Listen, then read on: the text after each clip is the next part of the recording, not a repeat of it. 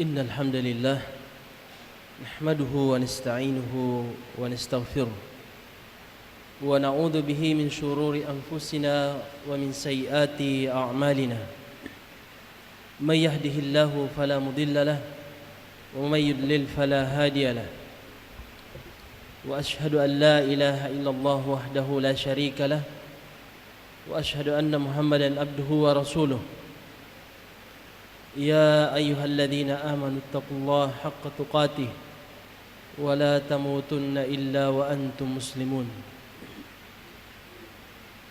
اللهم صل وسلم وبارك على نبينا وقدوتنا محمد وعلى آله وأصحابه وعلى جميع من سار على نهجه واستنى بسنته إلى يوم الدين.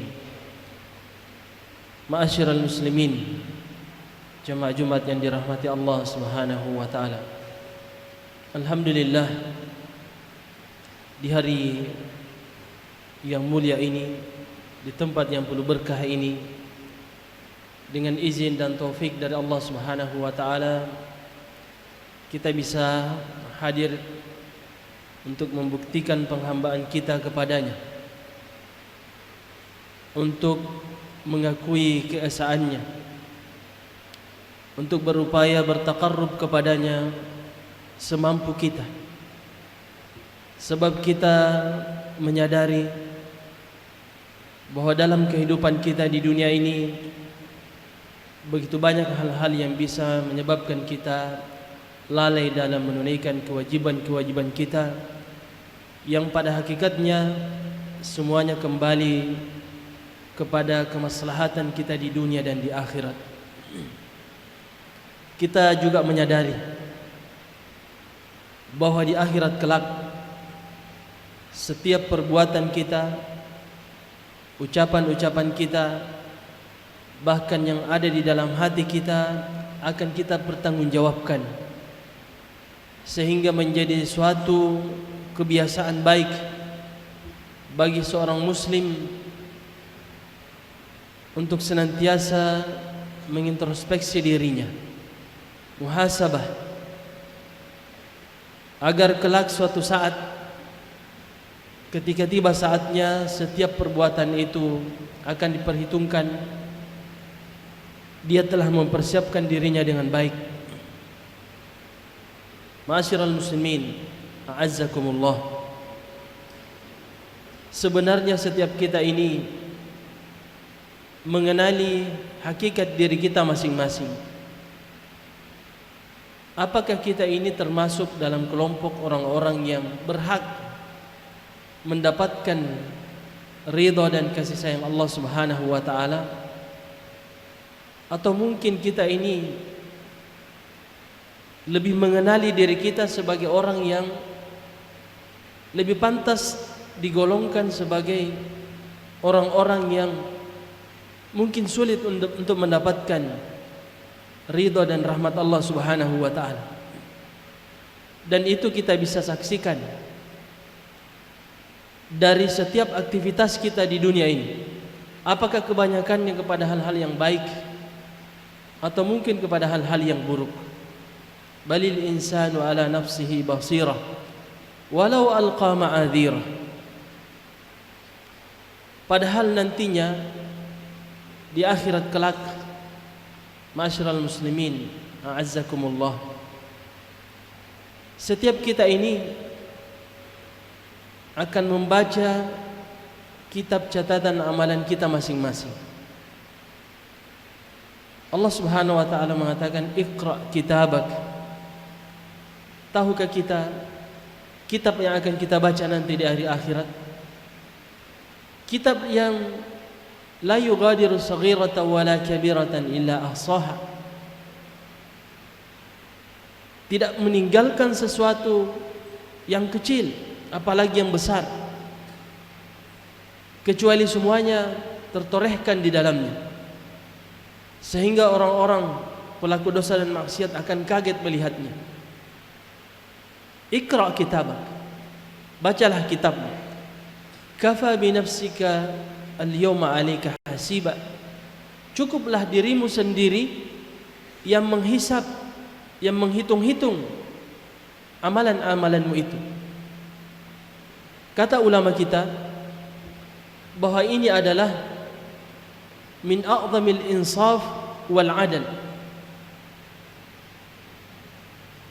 keadilan dan insaf yang paling tinggi ketika dikatakan kepada seseorang, lihatlah sendiri perbuatanmu, yang mana yang berhak untuk dihukum dan yang mana yang tidak berhak.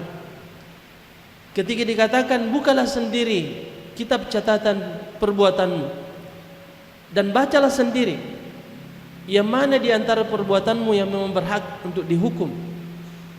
Jika di dunia jamaah sekalian, seseorang bisa saja divonis, dihukum dengan hukum yang berat tetapi tidak sesuai dengan perbuatannya. Di akhirat keadilan itu akan ditegakkan seadil-adilnya. Ketika setiap kita akan dihisap, amalan-amalan kita akan diperhitungkan, maka disitulah akan nampak keadilan yang luar biasa. Ketika kita sendiri yang membaca kitab kita dan melihat yang mana di antara perbuatan kita yang memang berhak untuk dihukum. Wal'iyadu billah. Karenanya di dunia jamaah sekalian, orang yang selalu mengintrospeksi dirinya, mengevaluasi setiap perbuatannya, yang baik dan yang buruk, maka kelak di akhirat nanti hari perhitungan itu mungkin akan lebih ringan. Kata sahabat mulia Umar bin Khattab radhiyallahu taala anhu, hasibu anfusakum qabla an tuhasabu, wazinu anfusakum qabla an tuzanu, fa innahu ahwanu alaikum fil hisabi ghadan an tuhasibu anfusakum al-yawm. Introspeksilah dirimu sebelum di akhirat amalanmu akan diperhitungkan. Timbang-timbanglah perbuatan-perbuatanmu di dunia ini, sebelum di akhirat semuanya akan ditimbang. Karena sesungguhnya mengintrospeksi setiap amalan-amalan kita di dunia akan meringankan nanti hari perhitungan kelak di akhirat. Maka ada satu amalan yang kami pandang sebagai amalan yang paling pantas untuk selalu diintrospeksi, yaitu ibadah salat kita jamaah sekalian. Kenapa harus ibadah salat? Bukankah masih banyak ibadah-ibadah yang lain? Karena kalau kita perhatikan, segala kebutuhan kita, kemaslahatan kita, baik kemaslahatan hidup di dunia maupun di akhirat, semuanya bisa kita dapatkan dalam salat. Di dunia, salat kita ini adalah solusi dari setiap persoalan hidup. Ketika Allah Subhanahu wa taala menakdirkan bahwa hidup di dunia ini adalah berat, setiap kita pasti akan menghadapi musibah, bencana, yang mungkin banyak di antara kita yang diuji oleh Allah Subhanahu wa taala dengan ujian yang di luar nalar dan pikiran sehat, saking beratnya. Maka salat akan hadir memberikan solusi dari semua itu. Ketika salat dijiwai oleh seseorang, lalu dia meyakini bahwa dalam salatnya dia sedang bermunajat kepada Zat yang telah menetapkan, menakdirkan segala sesuatu di dunia ini, sebagaimana Allah Subhanahu wa taala yang menakdirkan sebuah musibah akan terjadi, sebuah penyakit akan menimpa seseorang, maka Allah Subhanahu wa taala pula yang akan mengangkat penyakit itu. Allah Subhanahu wa taala pula yang akan mengangkat musibah itu. Jika seseorang menyadari bahwa di balik setiap musibah itu ada hikmah, bahkan ada kebaikan, khususnya bagi orang-orang yang beriman, maka semuanya akan ringan ia hadapi. Wasta'inu bis sabri was salah wa innaha lakabiratun illa 'alal khashiin. Dan kata sahabat bahwa Nabi kita sallallahu alaihi wasallam, idza hazabahu amrun sallah, Setiap kali diperhadapkan suatu persoalan, segera beliau menghadap kepada Allah Subhanahu wa taala dengan salatnya. Ma'asyiral muslimin, a'azzakumullah. Kita sebagai seorang muslim sangat menyadari bahwa sekuat apapun kita untuk menghadapi fitnah-fitnah dunia, selalu saja kita berulang-ulang terjatuh dalam kesalahan, maksiat, kedurhakaan kepada Allah Subhanahu wa taala. Maka salat ini kembali hadir untuk menjaga kita agar tidak terjatuh dalam maksiat. Aqimis shalah, innas salata tanha 'anil fahsya'i wal munkar. Tegakkanlah salat, karena salat itu mencegah dari perbuatan keji dan munkar. Ketika Allah Subhanahu wa taala mengatakan dalam firman-Nya, fa khalafa min ba'dihim khalfun adaa'us shalah wattaba'us syahawat fasawfa yalqawna ghayya. Kemudian datanglah setelah mereka generasi pengganti yang buruk, yang menyia-nyiakan salat dan memperturutkan syahwatnya, hawa nafsunya, dan bahwa mereka akan merasakan kesesatan dunia. Para ulama kita mengatakan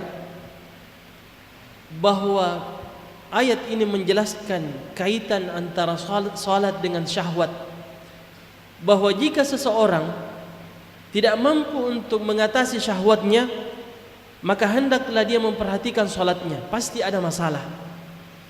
Sebab jika saja salatnya itu baik, betul-betul telah ia jiwai, dia pasti bisa mengatasi syahwatnya. Utamanya para pemuda-pemudi jamaah sekalian.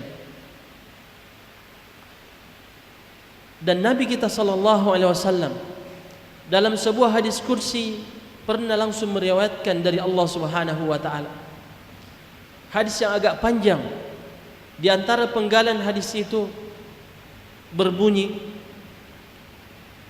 "Wa ma yazalu 'abdi yataqarrabu ilayya bin nawafil hatta uhibbahu." Dan tidaklah hambaku senantiasa mendekatkan dirinya kepadaku dengan amalan-amalan yang sunnah. Dan adakah jamaah sekalian amalan-amalan yang sunnah yang lebih baik daripada salat-salat sunnah? Hatta uhibbahu, hingga pada akhirnya aku mencintainya. Fa idza ahbabtuhu, dan jika aku telah mencintainya, kuntu sam'ahu alladhi yasma'u bihi, maka dengan pendengaranku dia mendengar. Wa basarahu alladhi yubsiru bihi, dengan penglihatanku dia melihat. Wa yadahu alladhi yabtishu biha, dengan tanganku dia beraktivitas, dia membentangkannya. Wa rijluhu alladhi yamshi bihi, dengan kakiku dia melangkah. Wa la in sa'alani la'utiyanna wa la in ista'adani la'u'idanna. Jika dia meminta sesuatu akan aku berikan, dan jika dia meminta pertolongan, perlindungan, aku akan melindunginya. Artinya jamaah sekalian, jika seseorang betul-betul telah menunaikan ibadah kewajibannya di sisi Allah, lalu dia tambahkan dengan ibadah-ibadah yang sunnah, dia lengkapi kewajiban itu dengan ibadah-ibadah yang sunnah, khususnya ibadah salat, maka Allah Subhanahu wa taala akan menjaga penglihatannya, pendengarannya, tangan dan kakinya. Bukan berarti bahwa dengan kaki Allah dia berjalan, dengan tangan Allah dia beraktivitas, dengan mata dan telinga Allah dia mendengar dan melihat. Tetapi kata ulama kita bahwa dia tidak akan menggunakan matanya, telinganya, tangan dan kakinya kecuali kepada apa yang diridhai oleh Allah Subhanahu wa taala. Andai pun jamaah sekalian kita dikalahkan oleh syahwat dan hawa nafsu kita, lalu kita terjatuh dalam maksiat, kedurhakaan, dosa-dosa pun dicatat oleh para malaikat, maka salat lagi-lagi kembali hadir, subhanallah, untuk menggugurkan dosa-dosa kita. Nabi kita sallallahu alaihi wasallam mengatakan, "Ara'aitum law anna nahran inda babi ahadikum yaktasilu minhu kulla yawm 5 marrat." Bagaimana menurut kalian jika ada sungai mengalir di depan pintu salah seorang, di depan pintu rumah salah seorang di antara kalian, dia mandi darinya 5 kali sehari semalam, ayabqa min darnihi syai', apakah akan tersisa dari dakinya?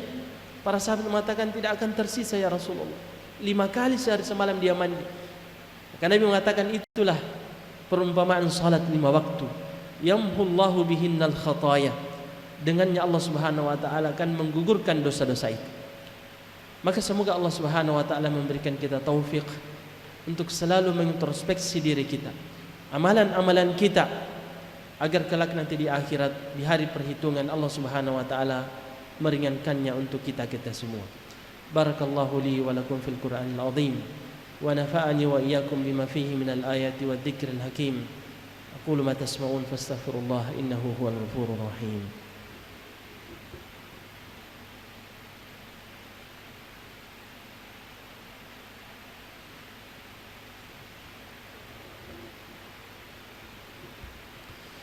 Alhamdulillahi rabbil alamin wal aqibatu lil muttaqin wa la udwana illa 'alal zalimin. Wassalatu wassalamu ala asyrafil mursalin nabiyyina wa qudwatina Muhammad wa ala alihi wa ashabihi ajma'in. Ma'asyiral muslimin, hafizakumullah taala jami'an. Tahukah kita jemaah sekalian bahwa salat itu tidak hanya di dunia selalu hadir untuk kemaslahatan kita. Bahkan sampai kita menghadap di hadapan Allah Subhanahu wa taala, salat akan selalu membersamai kita. Di saat kita telah melewati gerbang akhirat kematian, lalu kita dibangkitkan di padang mahsyar untuk melaksanakan perjalanan panjang akhirat yang begitu mencekam, yang begitu gelap gulita. Sampai-sampai jamaah sekalian, ketika di akhirat nanti setiap orang akan diberi cahaya oleh Allah Subhanahu wa taala sesuai kadar amalannya di dunia. Lalu tatkala mereka akan melewati as-sirat, jembatan yang mengantarai surga dan neraka, orang-orang munafik dipadamkan cahayanya. Maka orang-orang beriman tatkala melihat kondisi orang-orang munafik itu dalam kegelapan, mereka pun mengatakan, Rabbana atmim lana nurana, ya Allah sempurnakanlah cahaya-cahaya kami. Orang-orang munafik mengatakan, yauma yaqulul munafiquna wal munafiqat lilladzina amanu, ketika orang-orang munafik yang laki-laki dan perempuan, unzuruna naktabis min nurikum, tunggulah kami ingin mengambil cahaya darimu. Ada yang mengatakan unzuruna di sini artinya pandangilah kami, karena wajah orang-orang beriman pada saat itu mengeluarkan cahaya. Sekalipun penafsiran yang lebih kuat adalah unzuruna, tunggui kami ingin mengambil manfaat dari cahayamu. Maka dikatakan kepadanya, qilarji wara'akum, kembalilah, faltamisu nuran, kembali dan cari cahaya itu. Dan ini tentu mustahil, karena cahaya itu hanya bisa diperoleh di dunia dalam kehidupan spiritual kita, dalam menunaikan kewajiban di sisi Allah Subhanahu wa taala. Tidak lagi bisa didapatkan di akhirat. Waliyadu billah. Maka Nabi kita sallallahu alaihi wasallam mengatakan, was-salatu nurun, salat itu adalah cahaya.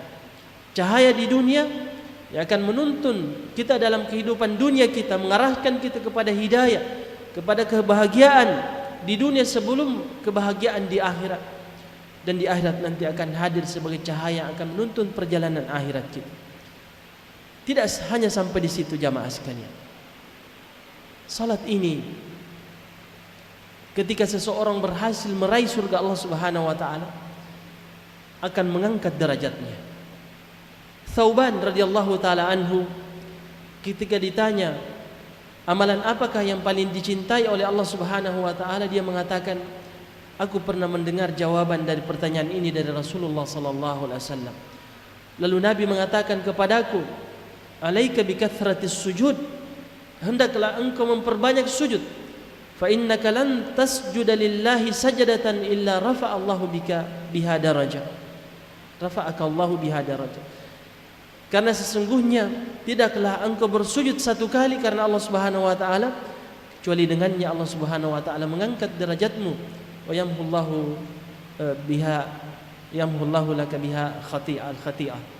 Dan dengannya Allah Subhanahu wa taala menggugurkan dosa-dosamu. Apakah cukup sampai di situ? Ternyata salat ini jamaah sekalian akan mengantarkan kita kepada puncak surga Allah Subhanahu wa taala, Al-Firdaus Al-A'la. Ketika Rabi'ah bin Ka'ab Al-Aslami dimintai oleh Nabi sallallahu alaihi wasallam untuk bertanya, "Sal, mintalah apa yang engkau inginkan." Lalu dia mengatakan, "As'aluka murafaqataka fil jannah." Aku meminta kepadamu untuk menemanimu di dalam surga. Dan tentunya surga Nabi adalah surga yang tertinggi, surga Firdaus. Nabi mengatakan, "Aw ghaira dzalik?" Apakah ada permintaan yang lain? Dia mengatakan, "Huwa dzak, itu saja ya Rasulullah." Maka Nabi pun mengatakan, "Fa'inni ala nafsika bi kathratis sujud." Jika demikian, bantulah aku untuk mencapai keinginanmu itu, untuk membendung dirimu dari syahwatmu, ya, dengan memperbanyak sujud. Dan tentunya yang dimaksud dengan memperbanyak sujud di sini adalah salat-salat sunnah jamaah sekalian. Maka lihatlah sebagai penutup, jika ada orang yang melalaikan kehidupannya di dunia, tenggelam dalam kemaksiatan, kelalaian, perhatikanlah salatnya. Pasti dia mengabaikan salatnya jamaah sekalian. Karena salat ini telah ditetapkan oleh Allah Subhanahu wa taala sebagai kunci kebahagiaan, keselamatan di dunia dan di akhirat. Subhanallah, jika salat ini adalah kualitas kita di hadapan Allah Subhanahu wa taala, munajat kita, tempat kita berkeluh kesah, tempat kita untuk menyampaikan segala kebutuhan kita di dunia dan juga di akhirat. Bagaimana mungkin ada orang beriman yang mengaku bahwa ada Rabb hadir memuraqabah dia, mengawasinya, lantas dia mengabaikan salat-salat tersebut. Maka semoga Allah Subhanahu wa taala memberikan kita taufik dan inayahnya untuk menjaga ibadah yang satu ini secara khusus, dan tentunya ibadah-ibadah yang lain. Allahumma salli ala Muhammad wa ala ali Muhammad kama sallaita ala Ibrahim wa ala ali Ibrahim fil alamin innaka Hamidum Majid. Allahumma ya hayyu ya qayyum ya arhamar rahimin.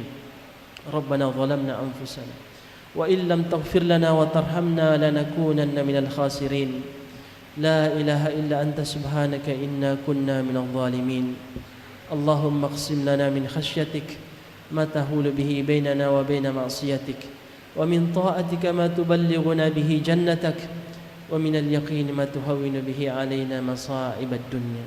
متئنا بأسمائنا وأبصارنا وقواتنا ما أحييتنا، واجعله الوارث منا، واجعل ثأرنا على من ظلمنا، وانصرنا على من عادانا يا أرحم الراحمين. اللهم لا تجعل مصيبتنا في ديننا، ولا تجعل الدنيا أكبر همنا ولا مبلغ علمنا يا أرحم الراحمين. اللهم اغفر للمسلمين والمسلمات والمؤمنين والمؤمنات الأحياء منهم والأموات يا سميع الدعاء يا قاضي الحاجات. اللهم اغفر لنا ولوالدينا وارحمهم كما ربونا صغارا. ربنا آتنا في الدنيا حسنة وفي الآخرة حسنة وقنا عذاب النار. صلى اللهم وسلم على نبينا محمد وآخر دعوانا أن الحمد لله رب العالمين.